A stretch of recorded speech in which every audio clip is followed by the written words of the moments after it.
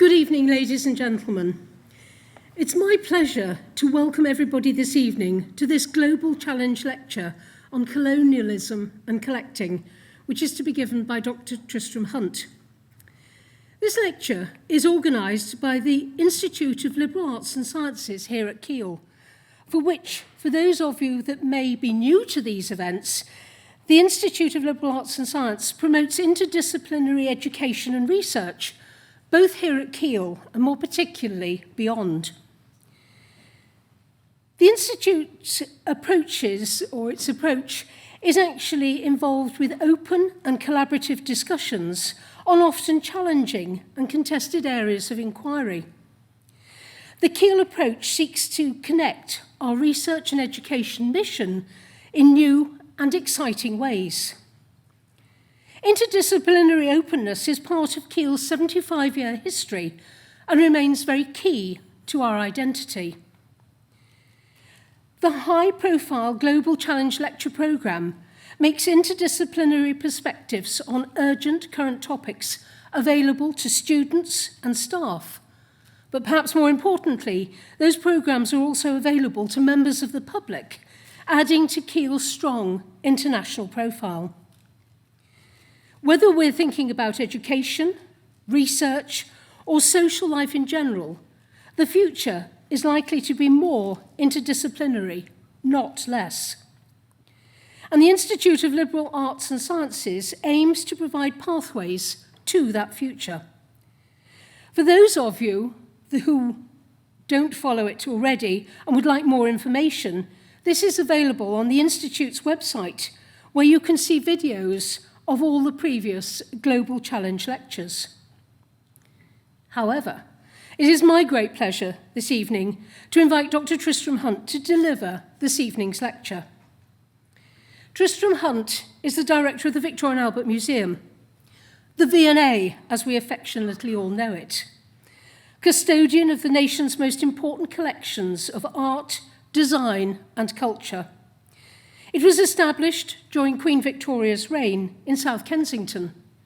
Built in 1857, the museum was first known as the Museum of Manufactures, and later the South Kensington Museum, before it was officially christened the Victoria and Albert Museum in 1899. Tristram became its 16th director in 2017, bringing to the position a wealth of knowledge as a leading historian of the Victorian period. Since taking up the post, Dr. Hunt has championed design education in UK schools, encouraged debate around the history of the museum's global collections, and overseen and literally changed the whole perspective of the museum by transitioning it into a multi-museum site with the opening of the V&A Dundee, the creation of Young V&A, which is the revamped Museum of Childhood, and the development of the V&A East, a new museum and open access collection centre in Stratford, East London. Perhaps most importantly for Staffordshire, however, was his pivotal role when he led the campaign to save the Wedgwood collection, which was gifted to the Victoria and Albert Museum after its successful campaign in 2014, and of course is now part of the V&A's Wedgwood collection in the World of Wedgwood at Barlaston. Since then, the V&A collections have been working closely and very appropriately with Keele University in both teaching and research activities, bringing together these two organisations. Tristram Hunt graduated with a first-class degree in history from Cambridge, followed by a PhD in 2000 on Civic Thought in Britain, 1820 to 1860, which was published as a much expanded version of his thesis as Building Jerusalem, The Rise and Fall of the Victorian City, published in 2004 and reprinted on numerous occasions since. As an academic historian, he became senior lecturer in history at Queen Mary's University, London, but he's also taught at Berkeley, Harvard, and Princeton in America. Tristram's commitment to historical writing has created accessible and publicly engaging books on a wide range of topics, including his masterly reassessment of the life of Friedrich Engels, whom he described as the frock-coated communist, which was published in May 2009 and has subsequently been printed in more than a dozen languages. His first book, The English Civil War at First Hand, was published in 2002, whilst other books include 10 Cities That Made the Empire, published in 2014, The Lives of Objects, Collecting Design in 2019, telling the story of 10 of the celebrated objects in the V&A's collection. And most recently, his publication, released in 2021, The Radical Potter, Josiah Wedgwood and the Transformation of Britain, which was described by Michael Gove in The Times as clever, stylish, carefully balanced, exemplary. Tristram Hunt's move from his academic career to engage in politics at the highest national level, and he was elected as the Member of Parliament for the Stoke-on-Trent Central in the general election of 2010. He became the Shadow Secretary of State for Education in 2013 and was a highly visible, very hard-working and much admired MP, becoming and remaining a passionate advocate for Stoke-on-Trent, consistently arguing for its regeneration as a place with a proud Victorian civic and industrial past, and that culture was another route to the regeneration for Stoke-on-Trent, something that happily this university recognises in our Kiel Deal for Culture. He urged that the city and the city's reputation as a quality pottery manufacturer should be exploited. In arguing for this, he could see that the so-called soft power of culture was an important route to advocacy for industry and regeneration through cultural education. Tristram became a trustee of the city's premier creative industries festival, the British Ceramic Biennial, and, in addition, working in partnership with the renowned pottery manufacturer Emma Bridgewater, he inaugurated the Stoke Literary Festival in 2014. Whilst in Staffordshire, Tristram focused on education, arguing that the key to helping manufacturing is investing in education and schools, and also selling Stoke nationally and internationally as a place in which to invest. He is particularly proud of the leading work he did in developing the Maths Excellent Partnership, launched in 2016, where he worked with mathematics experts from Kiel on a scheme to bring more maths graduates to the city to teach, a project which I'm happy to say is still ongoing. He also focused on educational excellence, teachers' professional development, as well as vocational and early years learning. He brought together the worlds of ideas and culture and the worlds of politics, policy, and delivering beneficial change to communities and the place. In recent years, Tristram has made numerous radio and TV programmes for the BBC and for Channel 4, and is a regular contributor to The Times, The Guardian, and The Observer. He is a Fellow of the Royal Historical Society, President of the William Morris Society, and has been awarded honorary degrees from Staffordshire University and Northumbria University, and was recently, in 2023, awarded an honorary doctorate of letters from this university. Tristram has kindly agreed to take some questions at the end of his lecture.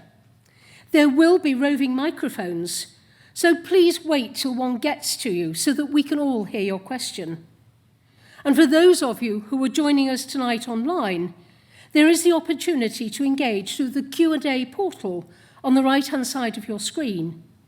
You can submit your questions at any point during the lecture, and at the end, we will endeavour to pose as many questions as time will allow. But enough from me. It's therefore with very great pleasure I'm now going to hand over to Dr. Tristram Hunt and invite him to give his lecture on colonialism and collecting.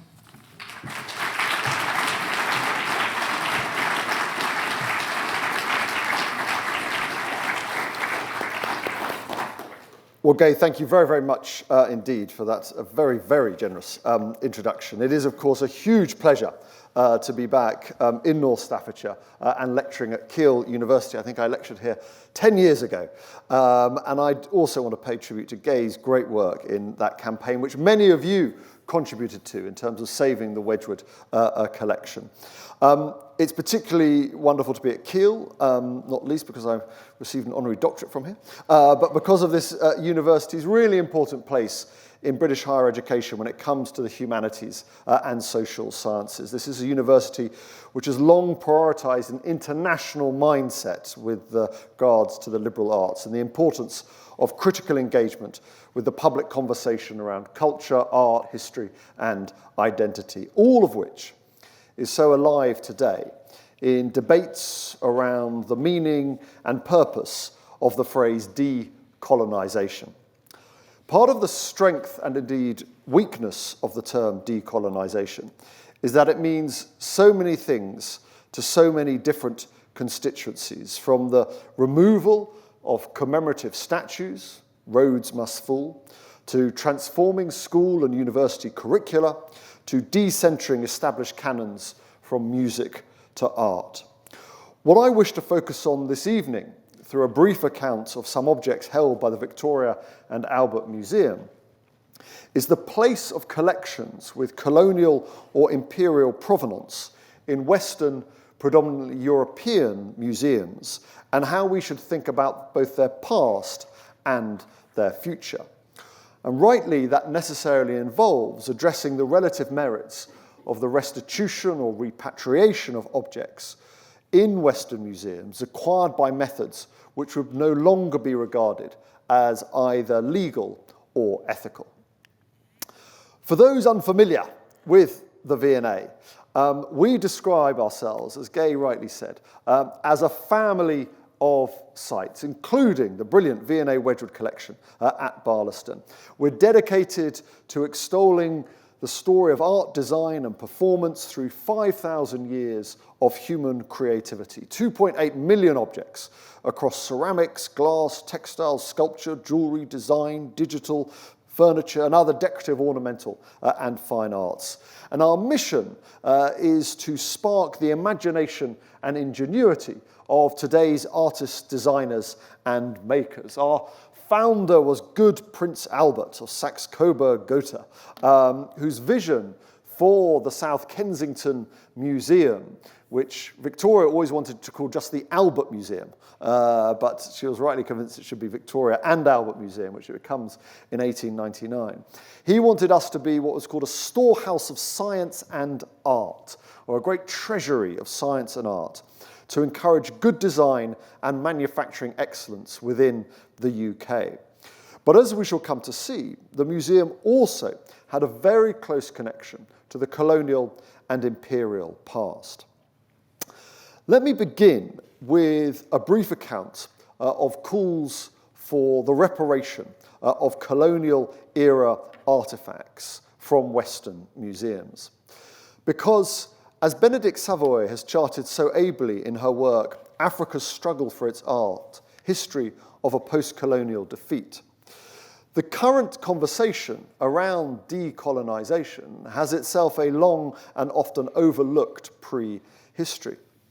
In the UK context, Savoy charts its modern incarnation to the aftermath of the passing of the 1963 British Museum Act, upon which is modelled the 1983 National Heritage Act, which is what governs the Victoria and Albert Museum. And both of these acts, in cold, hard statute terms, rule that the museums covered by them, the British Museum, the V&A, Science Museum, Kew Gardens, Royal Armouries of Leeds, a few others, are effectively barred from what we call deaccessioning returning or repatriating objects within their collections, unless they are damaged beyond repair, unless they're an exact duplicate, unless no visitor could ever be interested in them, or they can be transferred to another UK museum. But essentially, legislation prevents the restitution or repatriation of objects, as George Osborne is discovering, from those collections. And in a single legislative fiat, that ended the prospect of returning so-called contested heritage from various national museums to countries of origin. Prior to the passing of these acts, items had been returned from museums to countries and communities of origin. Indignant about the absolutism of the 1963 British Museum Act, civil society across Europe and Africa started to make the case for the repatriation of plundered artifacts, culminating in the 1969 Pan-African Cultural Manifesto, which stated, quotes, "The preservation of culture prevented the African peoples from becoming peoples without a soul and without a history. For this reason, Africa takes such care and attaches such value to the recovery of its cultural heritage, to the defense of its personality, and to the flourishing of new branches of its culture." The ensuing years, the late 60s, early 70s, saw multiple demands for the restitution of artifacts from the governments of Ghana, Nigeria, Ethiopia, Egypt, and in time in the 1980s, Greece, with the Parthenon sculptures or Elgin marbles. In 1978, the issue was surfaced at an intergovernment level when Amadou Matar Mbao, the Director General of UNESCO, delivered his plea for the restitution of an irreplaceable cultural heritage to those who created it. Mbao argued that the victims of this plunder, the removal of cultural artifacts, sometimes for hundreds of years, have not only been despoiled of irreplaceable masterpieces, but also robbed of a memory which doubtless would have helped them to greater self-knowledge. He called on museums that possess the most important collections to share generously the objects in their keeping with the countries which created them and which sometimes no longer possess a single example. Mbao proposed that this could be addressed through a wide range of different means, such as, quotes, long-term loans, deposits, sales and donations between the institutions concerned in order to encourage a fairer international exchange of cultural property. This then resulted in Article 11 of the United Nations Declaration on the Rights of Indigenous People, which urged governments to restore cultural, intellectual, religious and spiritual property. A decade later, the baton was taken up by the most unlikely of figures.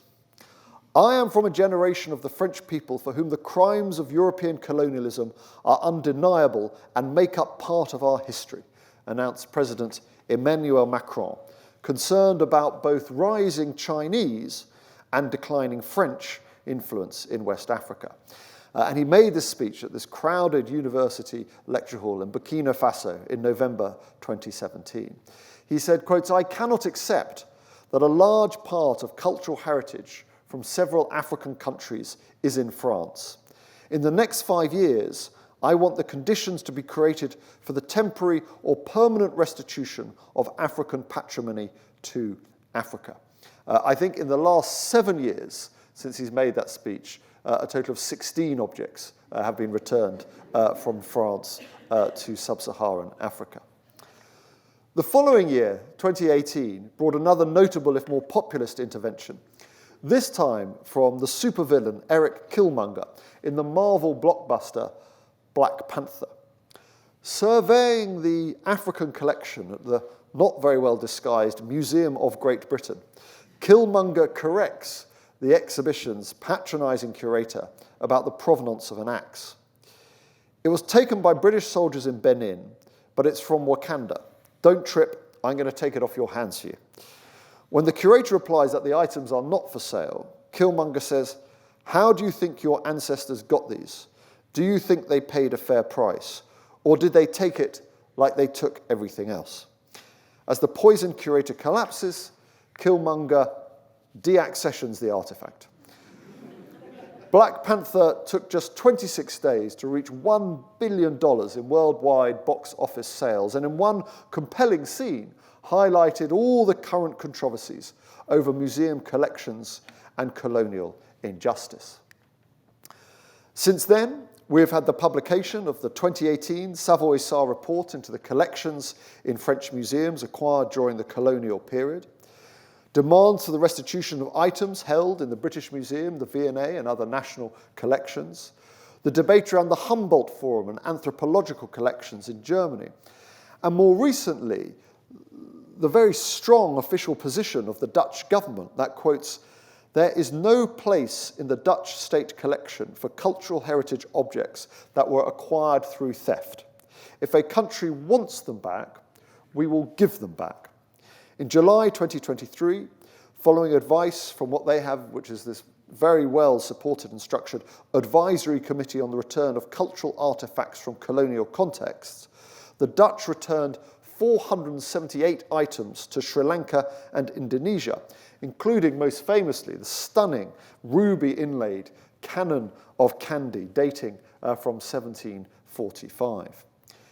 In the UK, organisations and institutions that have repatriated items include the Horniman Museum, which has returned items to Benin, the University of Aberdeen, University of Cambridge, the Royal Albert Memorial Museum in Exeter, which has returned items to indigenous North American communities, Manchester Museum returned items to Pacific Islanders, and the National Museum Scotland, which most recently returned the House of Nisjul Memorial Pole to the Nisgar people of Nass Valley, British Columbia. So this is no longer in the galleries in Edinburgh. What is more, following the murder of George Floyd, the Black Lives Matter movement surfaced the challenge of what was regarded as systemic forms of racism in Western societies.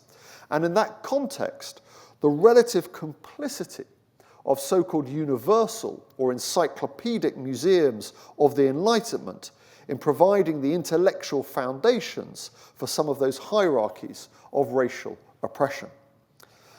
Now, as a museum director, I regard all of this interest, controversy, activism, and criticism of our collections as entirely positive. For all the concerns that in a digital age with what they terribly call thumb-stoppable content in the palm of your hand, the place of physical, object-heavy museums, even decorative art museums, in the public conversation would gently deteriorate, has proved false. And indeed, it is a younger generation interested in global history, social justice issues, legacies of colonialism, and design who are more engaged than many. So the pressing ethical question is this.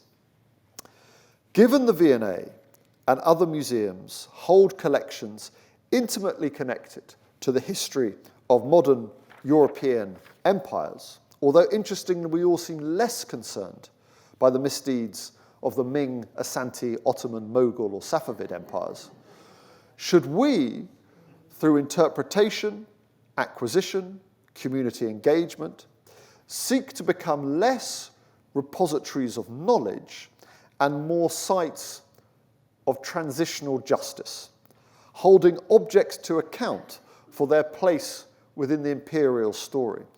And as the curator and art historian Neyman Ahuja puts it, thereby, quotes, articulate historical wrongs and offer a space of mediation for society to reach a state of acceptance. Rather than taking a primarily scholarly and insofar as possible objective approach to the provenance and history of objects, should museums focus more on becoming safe spaces of conflict resolution, social justice, and catharsis, having care for our audience's historical trauma as our calling, being instruments of repair to provide a balm to the past. At the V&A, that is not our approach. Instead, we focus on provenance, rather than solely on notions of historical justice. with increasing resource focused on exploring the lives of the objects before they arrived in the galleries. We presage transparency above anachronistic notions of historic accountability, and we actively engage with institutions across the world to share our collections, especially those which were looted during the colonial past. And we want to share them as widely as possible within the constraints of the law under which we operate. This is, of course, especially germane for the V&A, as an elemental part of our collection was born of the colonial moment, and particularly the actions of the East India Company.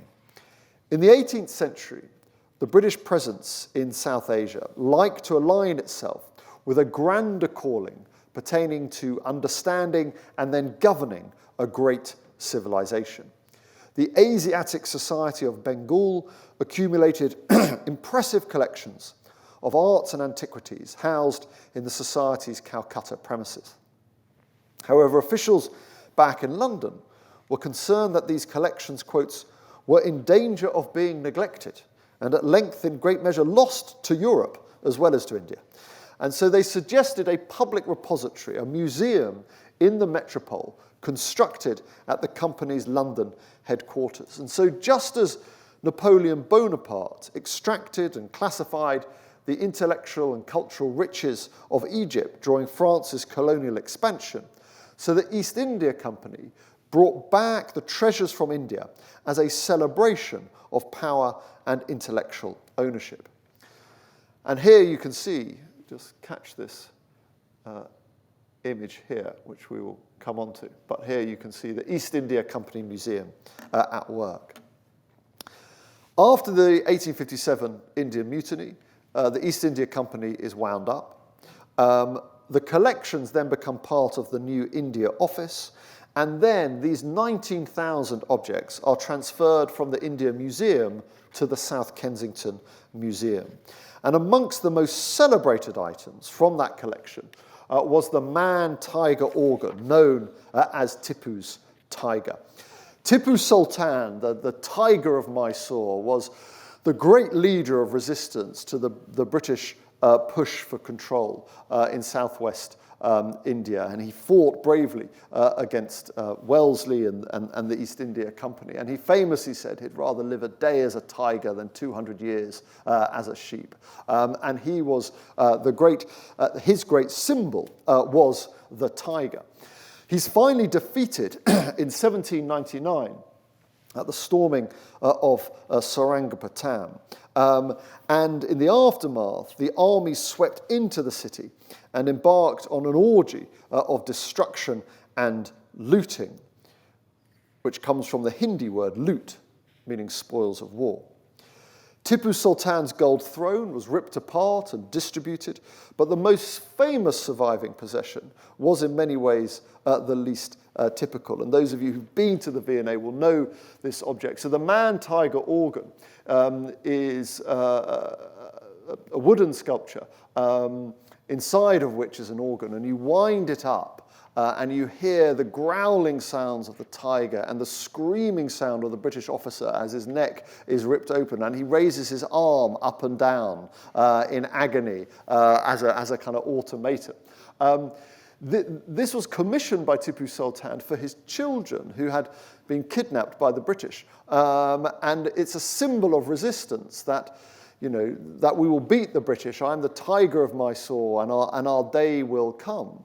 But when he's defeated, the tiger is in a sense captured, and then it's brought back to London. And so what was a symbol of resistance then becomes this object of imperial power back in London.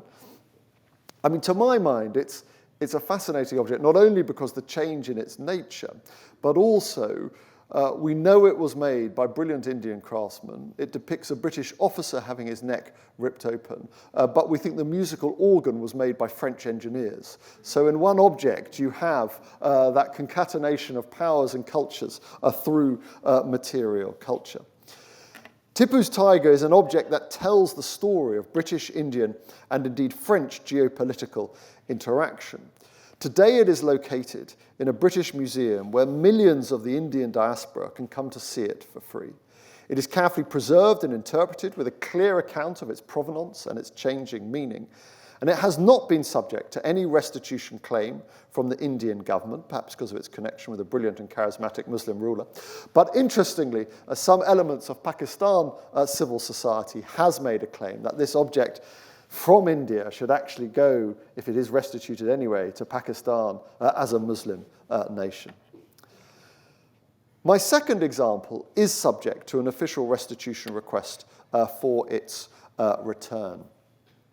In 1872, a crate containing a magnificent gold crown, which you see here, and an equally magnificent chalice, arrived on the doorstep of what was then still called the South Kensington Museum. The curators diligently recorded that these outstanding items had come from the treasury of the Abyssinian emperor Tewodros II, but they didn't explain how it had arrived in South Kensington.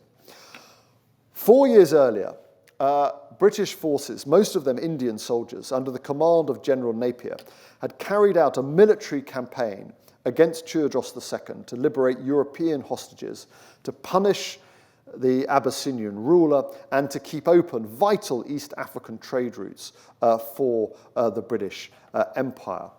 Tellingly, on this expedition, which sails from Bombay, the Napier, as the commander, took with him a curator from the British Museum, Sir Richard Rivington Holmes, who was there as part of the expeditionary force. And when he encounters a soldier carrying what he recognized as some articles evidently of value, namely the chalice and gold crown, he immediately took them off him.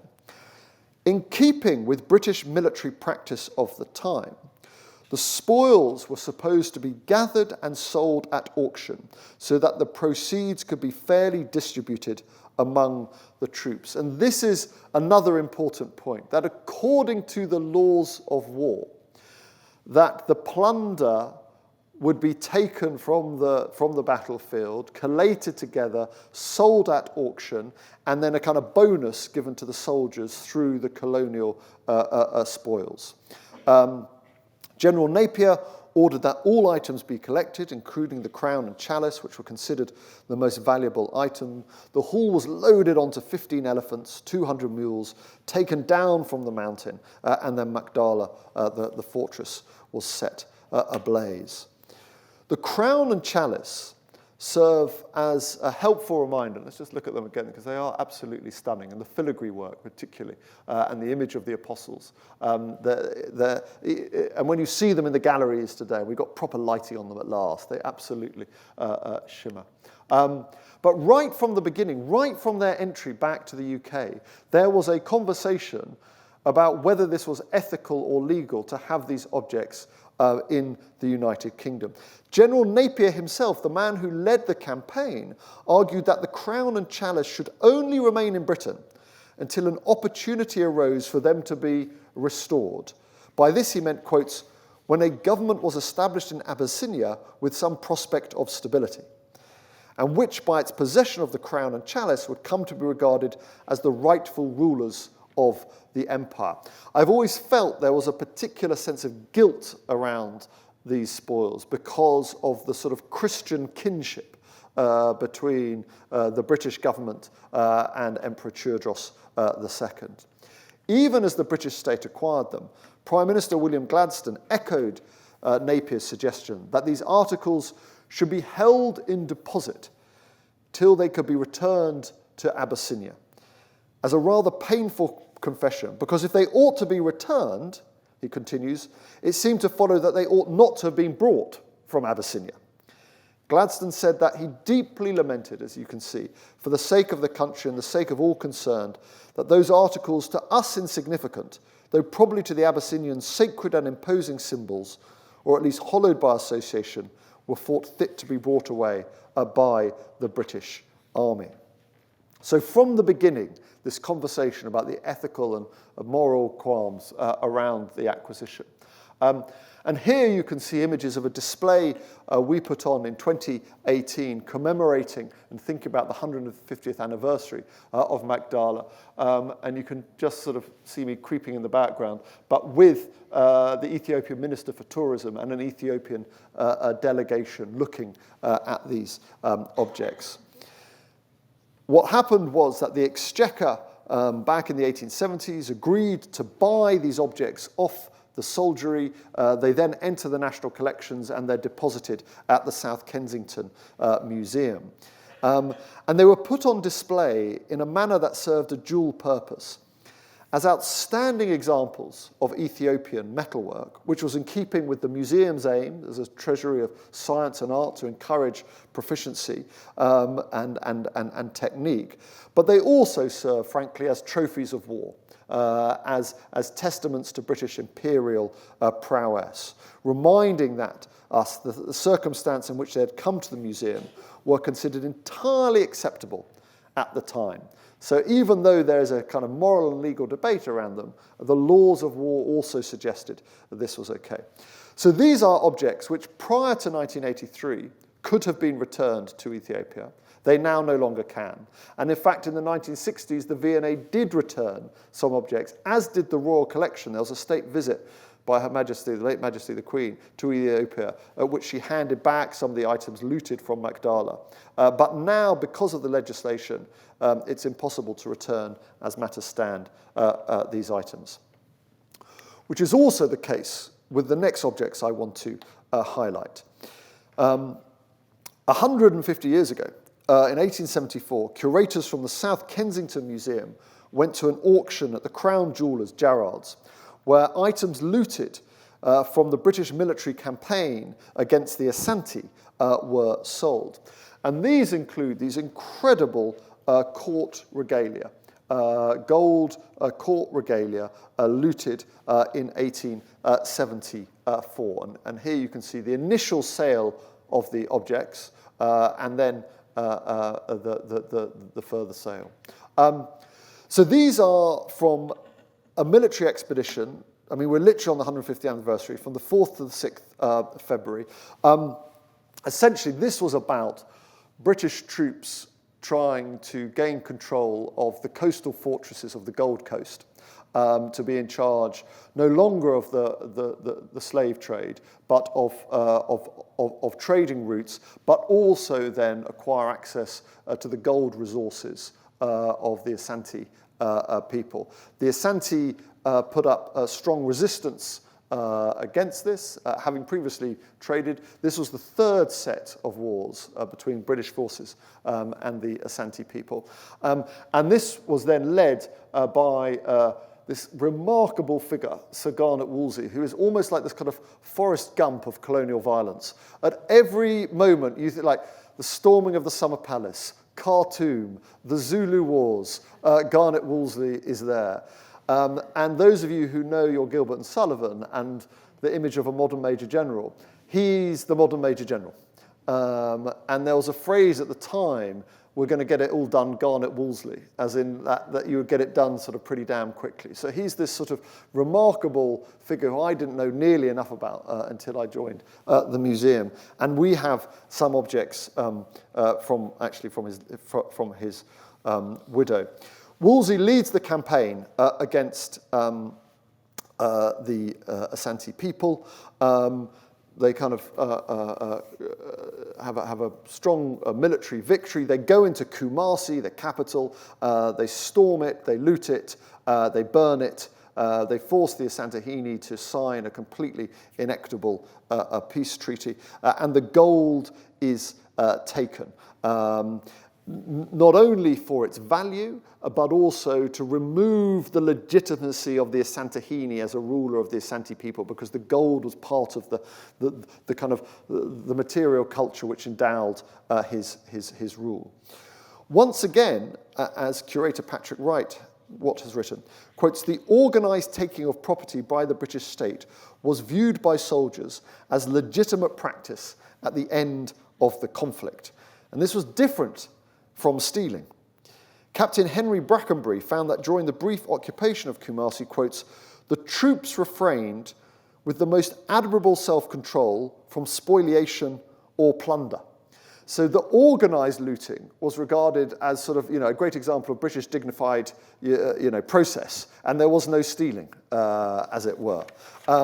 We also have, within the V&A collection, this remarkable new, this diary written by George Little, a British rifleman on the raid. And it's a difficult document, but his entry for Friday the 6th of February, as you can see, broke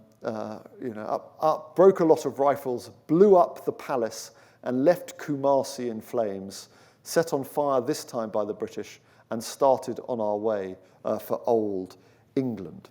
And then when the court regalia were displayed at South Kensington later that year, after the acquisition at Jarrard's, they were displayed again partly as an incredible example of West African goldsmithing and metalwork, but also as an example of British imperial prowess and power.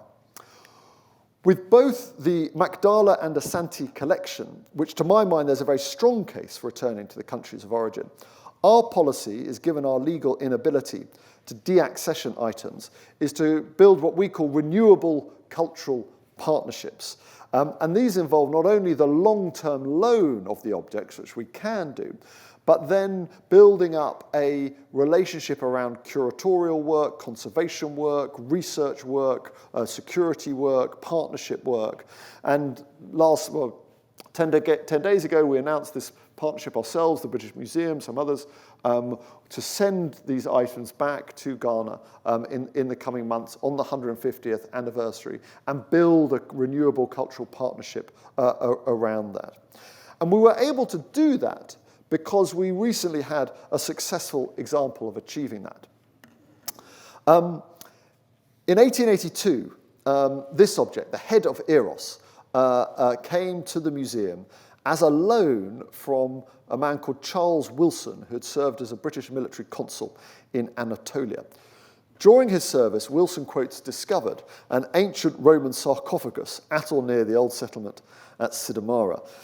He removed the head of a baby Eros figure, which had become detached, he said, and took it back with him to Britain. He reburied the sarcophagus and hoped that one day he'd be able to return and take the entire sarcophagus with him back to Britain.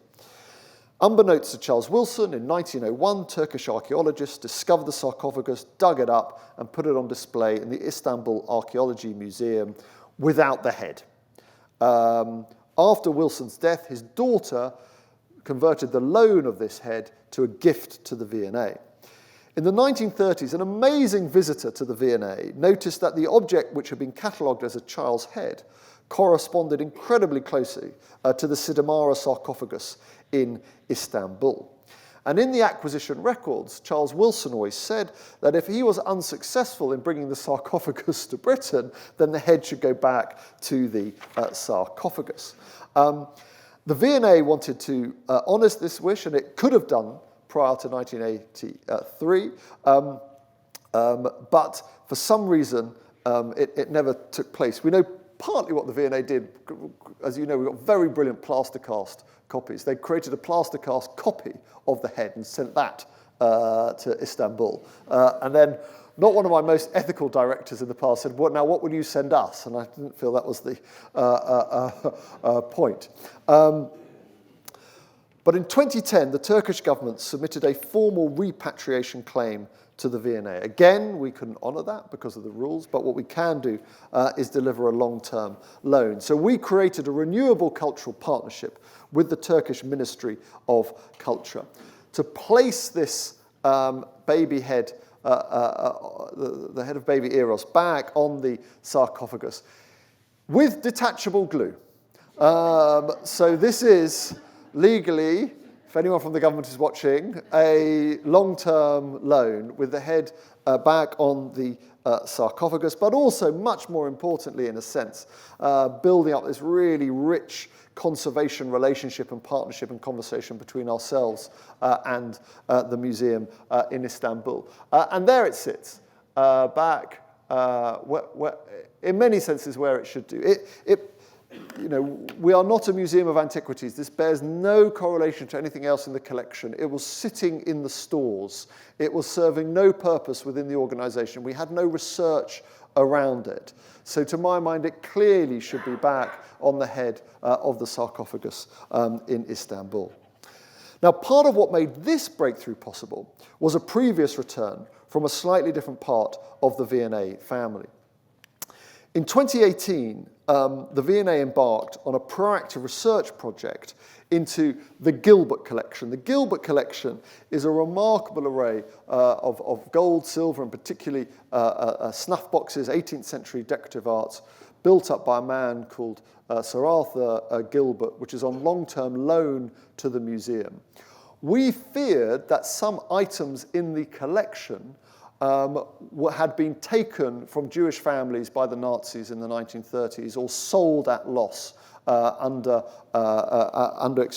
conditions which were unacceptable. So we wanted to investigate that history. And in the process, we discovered some interesting evidence around this unbelievably beautiful golden ewer made around 2500, 2000 BC, which essentially Sir Arthur purchased by mistake, that he was lied to about its provenance. And this was dug up from a Turkish cemetery in the early 1970s, washed through various dodgy handlers in Switzerland and Italy, comes onto the art market in California with a made-up provenance. We dug into the research of it more effectively and found out that we had no legal title to it because it had been illicitly and illegally removed. Because this was owned by the Gilbert Trust for the Arts, which isn't part of the V&A, we were able to return this. And so we had a big return event to send this to the Museum of Anatolian Civilizations. And here is the unbelievably frightening Turkish Minister of Culture, who kind of warned that if anyone else was going to dig things up again, he would be after them. And there it sits alongside other great works from their period. It was, in a sense, there was no way we could show this object, and there was no way it could be disposed. The only thing that could happen was for it to return to the country of origin. And in a sense, that research around Nazi-era provenance and this brings us to the crucial exception to the rule, which is that when after the fall of the Berlin Wall, there was this moment in the mid-1990s when there was an ever greater concentration by the descendants of Jewish families wanting to know what happened to their forebears' works of art taken from their families and households. American museums initially were put under great pressure to investigate whether they had any material which had come through Nazi looting and Nazi spoliation. And when Nazi loot was discovered in American museums, it was also discovered in British museums.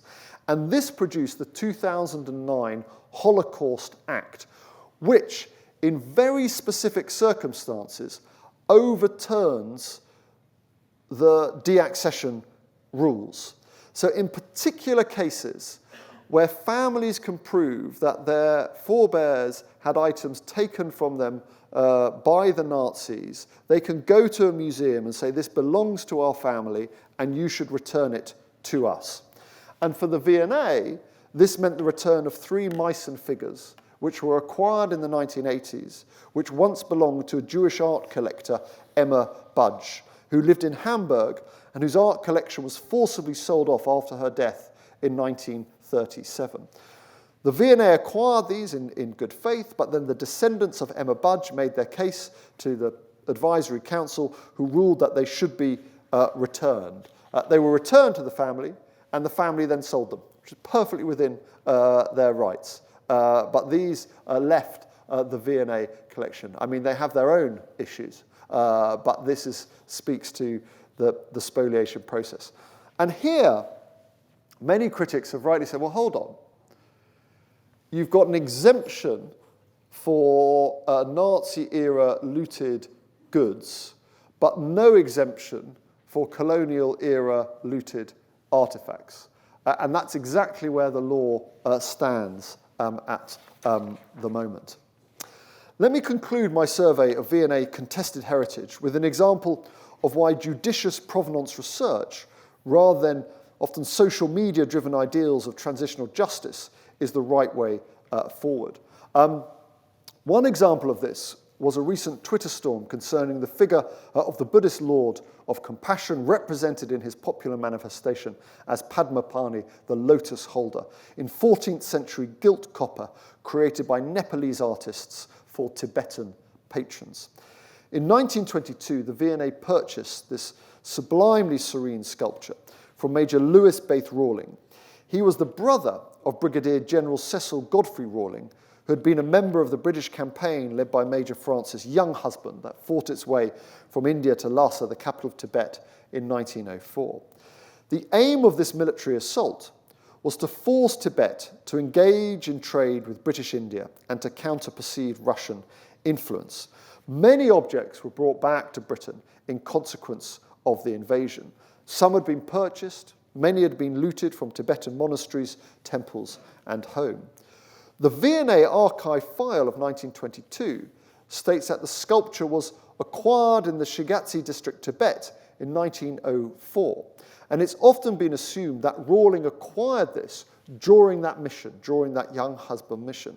But actually, it was a subsequent journey to Tibet to survey the site of a new trade agency at Gartok that the sculpture was either sold or given to Rawling at this time. So we came under sort of, it was a sort of moment, a great deal of pressure that this had been acquired illegally, had been acquired unethically, and actually that kind of detailed provenance research of the story of this object had not been done. And it's just one of many examples which show how important it is to gain a nuanced understanding of the objects and to consult broadly with those whom the object holds a special significance. And here's another complexity. Critics urge the Padmapani's immediate restitution to Tibet, currently under direct rule from Beijing, which is really not the best place for those interested in preserving Tibetan cultural heritage. Museums are about objects, their care, interpretation, and curation. At the V&A, our focus is on the way in which objects shed light on the history of art, design, and performance. We tell the story, as I said, of 5,000 years of human creativity. We presage the intentions and achievements of the makers, be it 18th century Ethiopian goldsmiths or Nepalese sculptors, and explore their creative endeavor alongside material from different cultures, peoples, ages. Museums are necessarily sites of multiculturalism, curating the ceramics, the fabrics brought about by the exchange of peoples, habits, identities, and practices. We're places of cultural appreciation and cultural appropriation. We're places of hybridity and accretion. James Cuno, formerly of the Getty, made the case for world collections in his book Museums Matter, writing, "Without encyclopedic museums, one risks a hardening of views about one's own particular culture as being pure, essential, and organic, something into which one is born. The collective political risk of not having encyclopedic museums is that culture becomes fixed national culture." In the face, I think, of populism and chauvinism, as well as the clarion call of decolonize now, museums have the knowledge and capacity to explain these complex and challenging pasts. We stand up to the narrowing of political discourse threatened by an algorithmic digital echo chamber with our displays of serendipity and beauty. Museums are trusted because we do not define ourselves as agents of transitional justice, relitigating the crimes of the colonial past. Our role must be to provide a civic space in which all feel ownership that help both to situate contemporary concerns within broader histories and also to move beyond the limitations of prescribed identities. But we must do so with a frank understanding of the museum's own history, both its place within Enlightenment or colonial practices with their implicit racial assumptions, and the manner in which its collections were acquired and displayed. To decolonize the V&A, if this is understood as to remove the colonial from the museum, makes little sense when an imperial history is so rooted within the fabric and the collections. So what we can and should do is interrogate, challenge, and understand those histories and our objects' provenance much more concertedly to create an intellectually rigorous and truly accessible museum. So let me leave you with just some examples of how we do this in practice. During Ramadan 2023, we placed a makeshift mosque installation designed by the architect Shahid Salem on the Exhibition Road courtyard. On the austere porcelain white-tiled entrance, a riotous multicolored array of deconstructed mosque elements taken from objects within the V&A collections, not least the Egyptian minbar, were brought together with other inspirations from the V&A collection of Islamic art and culture. Not only was this a takeover of a highly symbolic vantage point within the museum, what was so interesting was how the space was then used, even colonized, by families, groups, and sometimes, as you can see, prayer sessions. For communities for whom the V&A might seem a distant or foreign space, we had, I hope, opened it up in new and unexpected ways. What I particularly love about this picture are the little scooters just resting on the side. My second example is a recent display entitled Between Two Worlds, which placed side by side a remarkable 18th century self-portrait of the Jamaican scholar and writer Francis Williams and the contemporary chronicler of the British Caribbean experience, photographer Vanley Burke. This juxtaposition presented an opportunity to foreground the museum's Caribbean collections, exploring notions of Britishness and black self-identification, and the challenges of those with mixed heritage navigating two places, two worlds. The Williams portrait is striking because of the position of the subject as a free black man in 18th century Jamaica, surrounded by objects of Enlightenment learning and European knowledge, and the sheer confidence with which he confronts the viewer. But he's also keen to emphasize his Caribbean heritage, with a cityscape of Spanish town highlighted through the window. And these are exactly the amphibious themes which Vanley pursues through his own photography of allotments, housing estates, and churches in the West Midlands. And finally, our recent exhibition, Africa Fashion, a compelling and deeply scholarly account of the fashion scene across Africa, beginning in the post-independence era and continuing up to contemporary designs. Told from multiple and varied African perspectives, Africa Fashion gave a platform to fashion creatives from Morocco to South Africa to Kenya. It also held two historical realities in tandem: that colonization was brutal, but in the words of Christine Chakinska, it also set in motion new possibilities, new cultural expressions. The ways of thinking and being of Europeans as well as Africans were irreversibly changed by these colonial encounters. Africa Fashion is emblematic, I hope, of the museum's commitment to grow the permanent collection of work by African and African diaspora creatives in the coming year, expanding our breadth of connections with museums, galleries, and makers across the continent. This is a way, I think, of thinking about decolonization, which addresses the true record of the past, but uses museums and collections to nurture cultural partnerships, traversing the global north and south, which will fashion, if not an equitable past, the promise, I hope, of a more just future. I think that for a long time, there's been a very kind of limited understanding of what it means to be African or what Africa is. What's amazing about fashion from Africa is that there's just so much possibility and that there's so much innovation. This exhibition is important because for the very first time, fashion from the continent will be viewed from a diverse perspective which spans centuries.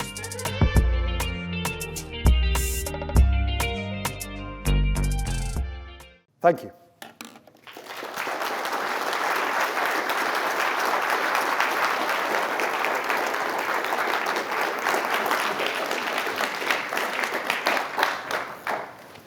Well, thank you so much, Tristram, and it's my pleasure to host this evening's Q&A session. I'm sure there'll be lots of questions from our audience for Tristram. But you should introduce yourself. Talk. I should. Hello, everybody. I'm Catherine Jones. I'm Chief Curator of the V&A Wedgwood Collection.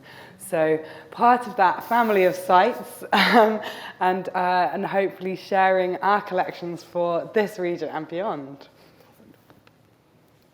So I know we've got a team with roving mics, so perhaps I can throw things out to the audience. I think we've got our first question over here.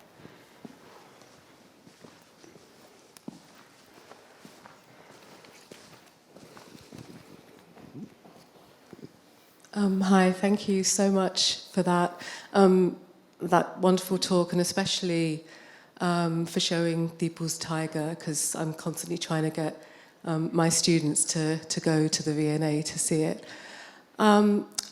You referred a lot to the legislation of the 60s and the 80s, and it's almost, as if you're sort of, it's like some special pleading that perhaps we would want to, restore these artifacts, but we are restricted because of the legislation. So, I'm just thinking and, sort of perhaps, hoping that there might be a Labour government. How do you rate the chances of that legislation being changed? And is that ever part of what you do, trying to sort of negotiate your way around or, to overcome that legislation? A great question. So my view is that the legislation should change. My view is that the trustees of the museum should be in charge of the collections and have autonomy over the collections. And so, for example, with the material from Ghana and Ethiopia, I think I'd make the case for the restitution of those objects. For Tipu, I wouldn't. I'd keep Tipu in the UK, mainly for your students. And I would, but I'd be held to account for that, and I'd intellectually have to justify why I think that object should be here and not there. And at the moment, I just say the legislation prevents it all. There isn't a huge appetite by politicians to change this legislation, partly on kind of chauvinist grounds. And going into an election, no party wants to give a kind of hostage to fortune on this. You could see a headline, Labour promised to send everything back or whatever. So I don't think anything's going to happen in that conversation in an election year. But all I would say is, if that is of your view, it's really important you, in an election year, you make those standing for office understand this is an issue for you. I can't go much further than I've gone as a public servant. Indeed, I've gone too far. But I think there is a case for change. But it will be up to politicians, and in a sense that's right, because these are national collections which you have taxpayers, all of us as taxpayers, have paid for, and it shouldn't just be up to me as a director to say, okay, I'm going to get rid of that and not that. And that's why I think the Dutch are very good, having a kind of advisory committee that you would have to appeal to and say and make the case that the canon of Kandy should go back, and with politicians on board as the kind of arbiters of that, there are ways of doing it, as we've seen with the Nazi era goods, but that will take a change. So I don't expect much change in the near term, but maybe over the longer term.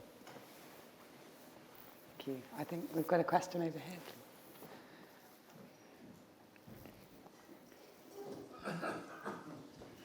Thank you for a really enlightening and instructive series of speeches. The question I have kind of follows on from that. The feeling I got from you was that your preference would not necessarily simply have been a change in the law which allowed us to return looted artifacts, but it would open the possibility of a corridor between us and the countries from whom these artifacts were taken, so that instead of it looking as though we as the imperial power looked upon these people as inferior people from whom we could take what we wanted, where that attitude still pertains as far as the people at that end are concerned, where they look to us and say, do you still consider us to be inferior? Do you still consider us to not really to be able to take care of what you return to us? If you can overcome that and have it as a corridor, as an exchange, we can say, okay, what more could we take? Could we borrow from you to open the understanding that we have, and instead of just saying, well, here is everything back, thank you and goodbye. I think that there are a number of ways through this. I don't think, if it's just transactional, then, okay, yes, that there are certain instances when a kind of object returns. I mean, actually, for the memorial pole, what we used to call totem poles, the memorial pole, there's a spiritual significance to that, to the return of the community. And they're, in a sense, that community are not museum professionals or curators or interested in that. There's a kind of spiritual significance to that. With some of the other objects, particularly with the kind of the Ashanti gold, that's about a kind of longer term partnership. And it absolutely has to, I mean, you know, the arguments 25, 30 years ago was that we can't return this stuff, you don't know how to look after it properly, even though you made it, and you know it was in your countries for hundreds of years. No one, you know, there are definitely kind of, you know, we're lucky, our museums are very good in this country, but we've also seen in some unnamed national museums, you know, problems around looking after our own collections. So, but you know, there are improvements to be made there. But I think my starting point is you go object by object rather than having a kind of uniform policy, because each object has a different history and provenance. And also it should be up to the museums to make the case for it and think about their collections rather than have a kind of, either a kind of Macron vision that all of these things, you know, the French returns are very, very closely correlated to geopolitical objectives. And we thankfully don't have that here in the UK, but we also have a kind of blanket ban connected to it. So put the museums in charge, we make the case for it, and a bit of political oversight over that. Okay, over here. Thank you. Thank you again for the great talk. I just wanted to ask how we can apply the V&A's case study and action to an institution like Keele University for the benefits of its students and staff that study and work here, especially considering the difference in the institution's purposes and to ensure the decolonization is embedded in the educational values of an institution like Keele University. Great question. I mean, again, and I think that's the issue about decolonization. It means so many things to so many people. We've just had a great session with many of the doctoral candidates here, looking at the work they're doing, which to my mind is a sort of, you know, it's a decolonial approach to Staffordshire archives, the history of the pottery industry. You know, so there's intellectual work going on. I think, you know, one of the great joys of Keele is the quality and depth of the art collection here, and the material here, and I think thinking about, you know, artistic responses to that, research around that, you know, opening it up is what it's all about, and that's why I do have this problem with kind of decolonization, because you're not, in a sense, in one sense, you want to be about kind of removing a certain either colonial or racist mindset, but actually what you're doing is bringing in those colonial histories and colonial understanding to what historically have been regarded as either kind of insular or introverted subjects. So I think there's probably, you know, there's a great deal of academic work to do, but I think you're right. There's kind of leadership work to do, and I'm sure the kind of the faculty here will be keen to engage. He says unhelpfully. Well, perhaps it's about partnerships as well, picking yes. up on the points you've made about the collaborations that have come from the aim of trying to address this issue. So, you know, certainly in terms of the V&A and Keele, I don't know if you want to say anything more about that. And I mean, exactly. I mean, again, some of the conversations we were having thinking about the Caribbean collections at the V&A and how we can connect with some of the work here. And then, all the work Catherine does at the Wedgwood collection with the archive there, thanks to all of you, we've saved that archive, and there are incredible stories and incredible global histories embedded within that, which I think over the coming years, lots of researchers will be wanting to unpick. Absolutely. And very much the scope of working together kind of makes those discussions possible, I think. I think we've got a question over here.